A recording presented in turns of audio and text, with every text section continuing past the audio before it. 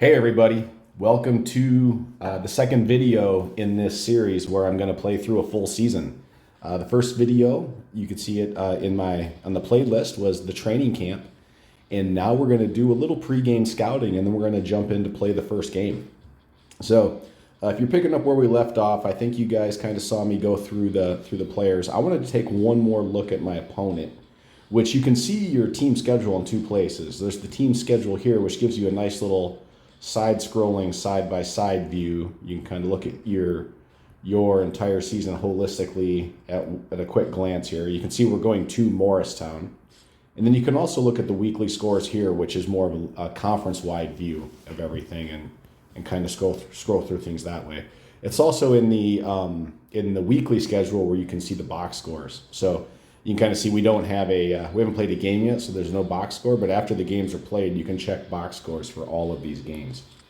So again, the way you access the opposing team's team pages is you go to standings, and then you click on their team name here. So we're going to go to Morristown. And again, I want to take a quick look at them. So they're a defense first team. Their offense is really struggling.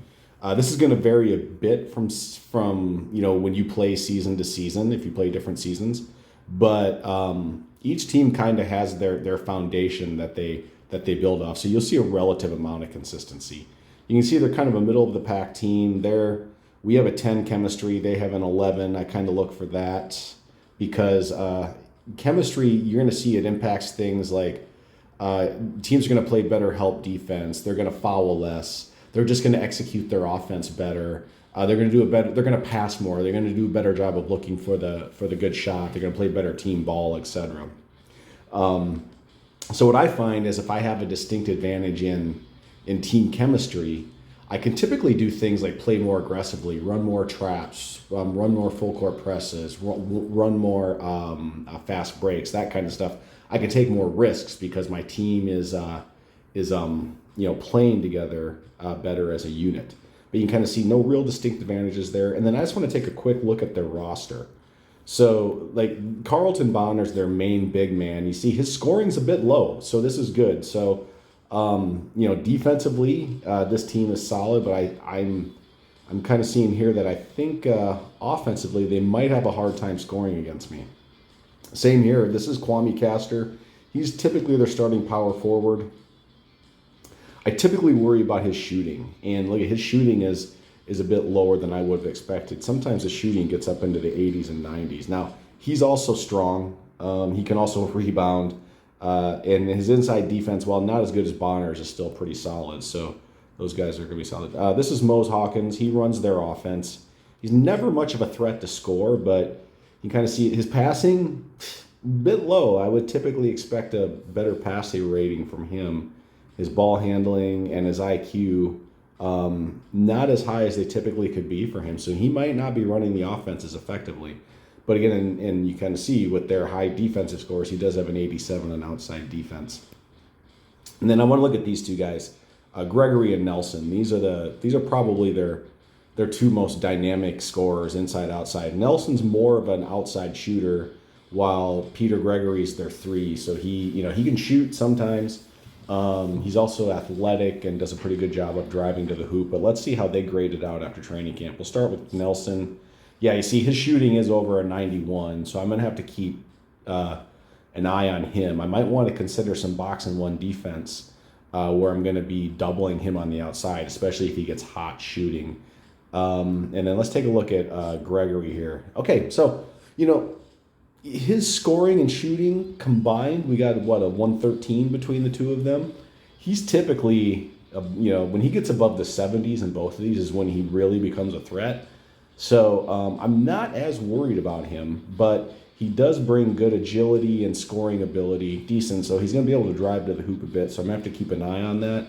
And then, he's a good passer also and has a really good basketball IQ. So all in all, I'm not quite as worried about their inside scoring as I am their outside scoring, especially if Nelson starts hitting. And let's just take a look. Sometimes Alex Thomas here, his outside shooting is going to be decent. So we'll keep that in mind as well. And how did their freshmen? Okay, See, their freshman Ernie Dimes had a pretty decent camp, so he could be a threat shooting the ball as well. Okay, that's good to know. So let's go play our game. Again, I'm going to keep the game volume down to a minimum so it doesn't compete with my voice too much in these videos. But let's set our lineup. So I've got my standard starting five. I'm not going to mess with that too much or at all, I guess, because I'm pretty happy with how all of these guys developed. Let's go to coaching strategy. So again, I'm an inside first guy. I think Kermit, he's my inside first scorer. Let's just take a quick look at him. 82, pretty decent, and he's pretty strong. 89, and CJ 73. So he's got solid, and the 74 strength. So I think I can confidently run a bit of an inside first offense. But I have good attackers and outside shooters, so I'm going to keep those just a notch below inside. In terms of tempo, I typically make normal tempo my base, and then based on my matchup, I'll dial slow and fast break up and down. Because they are so solid defensively, I'm going to push the tempo a little bit, and I'm going to pull back the slow tempo. I might need to force some points on the fast break. All right, I have good defenders on defense, so I'm going to dial up man first. I'm more worried about their outside shooters than I am their inside scorers, so I'm going to pull back on zone. And I do like to run a little bit of a zone and/or box and one, preferably a little bit of both, just so my defense doesn't become too predictable. I think the question is, do I want to do box and one here or here? I'm going to do it here. Nelson scares me significantly more than anybody else in terms of being an outside scorer. And then we'll do normal aggression for now. I'm not going to get too gimmicky, so I'm going to pull back on the full court press, half court trapping. But I'm also going to pull back on the passiveness as well too, and just kind of run a standard normal level aggression. One thing to note as you're play calling in this thing, you want to be mindful of mixing up offense and defense, because that's where the opposing team will read tendencies and pick up on tendencies. Tempo and aggression, that is not coded into the game. So you don't need to worry about mixing things up from a tempo and aggression standpoint, that in terms of the opposing team reading your tendencies. This is more about what types of personnel matchups do you want to take advantage of, and how do you strategically want to manage your game. All right, let's go play the game. Again, one thing to note, I dial the volume way back down here. The crowd noise is a big part, though. It's going to give you cues in terms of how the game momentum is going. So you might want to dial that up and listen to it. So here we go. Carlton Bonner won the tip, and we're at Morristown. So playing on a team's home court, they'll typically have some subtle advantages you want to be aware of. Wow, Kevin Nelson missed an inside shot, and we got the board, so that's good. So I'm not going to start calling plays now. I'm going to let my team run their offense, and let's see what happens. We're going inside. We're going to Kermit. And it's blocked. Yeah, that's the thing. This Morristown team can play good defense. So, and they're going to try it. Look at this. They're slowing things down against us. We're already over a minute into this game, and each team has only taken one shot. And we fouled Castor. Okay. The thing about Kwame Castor is he scares me a lot less when he's driving to the hoop, because he has really slow feet. He's a great outside shooter, and he's strong, which makes him a bit of a threat inside. But as a penetrator, as a driver, that's probably where he's at his least effective. Okay, we're taking a three with Trent. Oh, and we're missing it. Okay, but we got an offensive board, CJ. He's a great intangible player for us. All right, I'm going to let the team run through one more time. If we don't convert here, I'm going to start micromanaging this offense. So they're doubling, and we're going to Xenon. He's going to drive to the hoop, and he scores. All right, Xenon's pretty clutch. I'm going to micromanage offense anyway. I'm going to go right back inside to Kermit and see what happens. Actually, I'm going to go inside to CJ, because Carlton looks to be on from a defensive standpoint. By the way, if you want to look at the opposing team's lineup, you can just click this toggle button right here, and here you can see the opposing team's lineup. We have no functionality at this right now. When you click a guy in the opposing team, you're going to see him light up green. That doesn't do anything. But in the future, we're going to make it so you can call which player you're double teaming in a box and one or putting your best defender on. So we just kind of have this base UI UX functionality in there now. We need to code the back end functionality in there for our next release for V1. Okay, so Trent Athens scored on the inside. Great. We probably couldn't execute our play to Kermit. That's okay. I want to go right outside now. I think it's time to take an outside shot, open things up. Dang, look at that. Carlton Bonner is going to potentially score a 3-point play. How are my players doing? Are they getting, yeah, they're getting tired. Xenon's down to an 86. Ronnie's down to an 84. They're doubling Trent, and we run the play to him. We might have played right into their hand, but let's see if he can still hit it. Nelson and Gregory, yeah, they were doubling him, but you know what? We got the offensive board, which you're going to find if you run a box and one defense, you're going to give up more offensive boards. All right, we're running another outside offense, setting up another play for Trent. I couldn't cancel that play fast enough. That's okay. This might work. He's taking a long two and he hits it. All right, so back-to-back outside shots for Trent. We're gonna try to drive to the basket now. I would normally do that with Ronnie because he's a great three, but a great three, i.e. small forward. But I'm going to go with Xenon here. Let's get this called right now. Okay, they're pressing us. Ooh, and they fouled. Okay, so that's their first foul. So they could dial up the press because they've been playing some pretty clean basketball. And that's their second foul. I might want to go inside. I would love to get Bonner in foul trouble. I'm going to run this play to Xenon. I think maybe my next time down, I'm going to call inside to Kermit and try to draw the foul on Bonner. All right, Xenon drives again, and he's fouled. Oh, and he misses it. Okay, but we'll send him to the line for two. So again, when you're calling plays, offensive or defensive, it's best to get ahead of things. These games run in real time. So I'm calling the offensive play now for the next time that we're down. I tend to not call defense as much. So I'm just kind of letting the team run the defense per the presets that I have. They got an offensive board. Oh, and that's an over-the-back foul on Ronnie. All right, I'm going to call timeout next chance I get. When I call a timeout, I usually clean things up in terms of my coaching settings, try to get back to the red X's as much as possible because those settings will carry over when you come out of the timeout. Sometimes you forget. All right, called a quick time. By the way, you got to be timely when you call timeouts. All right, so I'm going to pull Ronnie out because he's in foul trouble. I mean, Xenon, he's getting tired. He's at an 81 energy level. We're going to put Vaughn in here at point guard. And CJ is getting tired. I'm going to leave Kermit in, even though he's at an 83 energy level, just because I need him right now. And then I'm going to put Omar and Freddie in there. So with this lineup, I'm going to adjust my offensive settings a little bit. I've got a good outside shooter in Trent and a good inside scorers in Kermit and Omar. I'm going to dial those two up. I don't have the best attackers right now, the best penetrators. So I'm going to keep that at a normal. And then looking at the rest of this, with Vaughn in there running the point guard, he's a good defender. So I'm going to dial up the half-court trap a little bit. Remember, full court press, half-court trap runs in unison with tempo. So if you have this called, this level of aggression, when it's paired with a fast break, it's going to be full court press. Paired with normal, it's going to be a half-court trap. Paired with slow, it's just going to be a very aggressive half-court defense. So, let's actually do this, and let's dial this up a little, or pull the fast breaks back a little bit, and dial up our defensive aggression a little bit more and see what that does. Okay, I think I'm good with the rest of this. I'm actually going to pull back on box and one and dial zone up a little bit just to keep them off balance. And I'm guessing Kevin Nelson may not be in the game. He might be a little fatigued, but let's see what happens. All right, we busted their trap. No, and we hit. Oh, yeah. Oh, there's the one bug. There's the bug that I still need to work on. When you call a timeout, it runs through the play. So that's the rare case where it gave a point. But hey, we got it back here, and we got 2 points. Okay.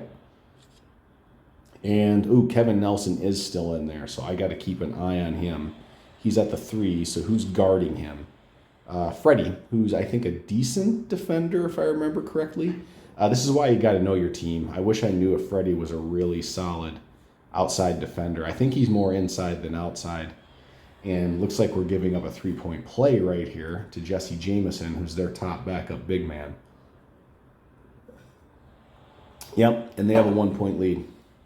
Okay, they're half-court trapping us, and there's a foul. Okay, good. That's their 5th foul, so we're in the bonus now. Yeah, they're playing an aggressive trapping and pressing defense, which is causing them to commit quite a few fouls. Okay, so we're up by 1. They're setting up the half-court offense. Let's see what our defense does. Outside, they're going to Alex Thomas, and he misses it. And we got the board. Nice. Okay, you know what? Slow things down. Here I'm going to slow things down so we look for the best shot possible. This is going to be key. If we can get a 3-point lead here, slowing things down means the team's going to run through the offense more diligently. And see, they worked it inside, got it to Kermit. Great job, and he scored a 2. We're gonna put the ball in Trent's hands next time. I don't care if it's inside, outside, or passing or attacking. We're just gonna put the ball in his hands. This is the big possession. We're up by 1 with 42 seconds, and we execute the play. And he fades away. It was an inside shot, and he misses it. Woo. Okay, let's see what our defense does. I'm gonna get ready to call a timeout here, if need be, because I got to get my best scorers on the court. They're setting up a play for Jameson. We won't let them execute it. Kwame Castor hit the shot. He's a high IQ player, Kwame Castor, and high IQ players are going to tend to hit clutch shots more frequently. So let's definitely get Xenon in here for the final possession. Just out of curiosity, let's look. Yeah, Freddie's outside defense is terrible. Know your team coming into these games. Know your team. I should have, it didn't make a difference, but I should have, at least in that situation, but I should have made sure I wasn't exposing myself to Kevin Nelson nailing a 3 on me. Let's get Trent in there at the small forward. Kermit is a little too gassed right now. So what I'm going to do is I'm going to bring Ronnie in to play the power forward, and I'm going to bring CJ in to play center. I feel like I got to have Kermit in there, though. This is an end-of-game situation. So again, I wish I would have rested him a bit more coming into this, but c'est la vie. It is what it is at this point. Inside shots are the most high percentage shots, so I'm gonna dial it up here. I think Ronnie, Trent, Kermit, any of those guys can hit a good inside shot. So let's do this and see what happens. 10 seconds, and we're gonna hold. So this means we're gonna take the last shot when it goes to 0. Von Sanborn to Ronnie, and he hits it. Nice. Ronnie Rozier hit an 8-foot jumper with 1 second remaining, and we won our season opener by 1 point. Man, that was yeah. We took the risk in our training, if you remember from the first video, and we pulled back on scrimmages so we could develop our players a little bit more. And I think pulling back on scrimmages hurt us because we weren't quite as prepared for this game. But we got the W, so it paid off. Trent's our player of the game. He had 6 points and assist. Those aren't mind-blowing stats. You know, he scored a third of our points, but it looks like we probably had a good team effort across the board. Let's see. Yeah, we got 20 geek points. Outstanding. So when we do introduce the blockchain functionality into this game, you're going to see you're going to be able to earn NFTs in-game, which are going to give you in-game functionality. I'm still working through what that economy is going to be, but I'm kind of thinking every 250 geek points you get, you'll be awarded an NFT. So that would have been a nice step towards that. So let's go to the locker room real quick. I'll just show you a couple things. After you win games, typically winning will beget a better team chemistry. So you see our chemistry bumped up a little bit to 11. Our national ranking did get dropped down a little bit, though, because it wasn't a very impressive win. So we went from 6th to 8th. And there's a lot of stuff you can look at here. Let's just take a look at the weekly scores real quick. So, Lancaster, who they beat Ocean City, so they're looking pretty good. Four Corners ran the court on Xavier and almost more than doubled their points. And then South Lancaster beat Little York. These two teams, South Lancaster and Little York, they're not always, every season in this game is different. But if they have good training camps, either one of these two teams could become a thorn in your side. Bentley Truman's always going to be good. Lancaster is always going to be good. Ocean City and Four Corners most likely are going to be good. And then Morristown, South Lancaster, and Little York, it really comes down to coaching and a bit of player development. And Xavier's all about how those players develop. They got a lot of young guys, so they could suck, frankly, or they could be a really good team. It looks like they might not have been a great team, but so you can look at all these box scores. I won't look at them now. You can kind of look at all the players for all the opposing teams and see how they're doing. I'm just going to look at our box score real quick. Our box score. So we did shut down Kevin Nelson. He was only 1 of 3 shooting, so that was good. So I think our box and one, the little bit that we did run that, kind of kept them from getting the ball to him. And then in terms of, Carlton, as expected, was pretty solid. Keep in mind, these are 1-quarter games. So if you factor these out to a 4-quarter game, he would have had 20 points. Kwame would have had 28 points. Let's look at our guys. So, yeah, Trent was our big guy. He took the most shots, 3 of 6. It looks like CJ did a nice job on the boards. Kermit did a nice job on the boards. And, a good overall balanced team approach. 4 of our 5 starters scored in a 1-quarter game, as did our top backup point guard, Von Sanborn. So, okay, there's our game 1. I'm going to close the video for now. If you've watched it this far, first of all, thank you. We're working to get this game off the ground. If you could like the video and subscribe to the channel if you haven't done so already. We're starting small, but we're going to build this game up, and little things like that are going to really help us do it. Also, check out our Discord, Geeked-Out Basketball Discord. Feel free to join that. And then follow us on Twitter, too. We're most active on Twitter. We also have Instagram and Facebook, which as we launch the game and start gaining some momentum with them, we're going to become more active on those channels as well. But until then, thank you so much. Later.